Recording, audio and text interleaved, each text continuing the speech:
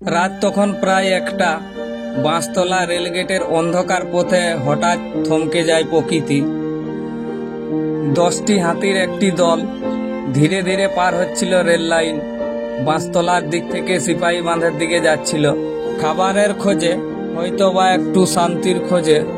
ঠিক সেই সময় ছুটে আসে দ্রুতগামী জনশতাব্দী এক্সপ্রেস, আর মুহূর্তের মধ্যেই ঘটে যায় এক নির্মম অবিশ্বাস্য ঘটনা। রেল লাইনেই কাটা পড়ে মৃত্যু হয় 3টি হাতির। মৃতদের মধ্যে ছিল 2টি শাবক হাতি ও একটি পূর্ণবয়স্ক হাতি।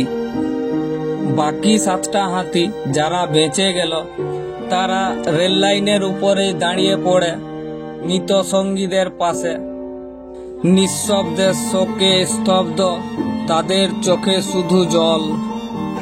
দেখছো না, চোখের জল আসছে, চোখের জল বাইরে দেখ, ওরা বলে মানুষও কাঁদে, দেখ হাতিও কাঁদে। শাবকের মা তার সন্তানকে বারবার সুঁড় বাড়িয়ে ছুঁতে চাইছিল এবং মৃত শাবকটির মা তার সন্তানের গায়ে বারবার ঠেলা মারছিল, যেন ডেকে বলছিল উঠো। এক এমন কান্না যা কোনো শব্দে বোঝানো যায় না।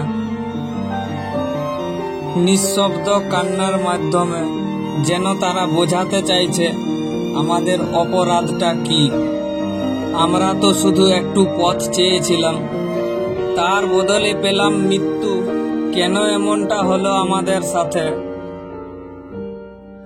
ঘটনার পর থমকে থাকে ট্রেন।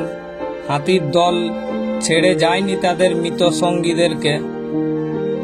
সকাল হতেও মানুষ এসে ছবি তুলছে, কিন্তু হাতির দল রেল লাইনের উপরেই দাঁড়িয়ে কাঁদছিল।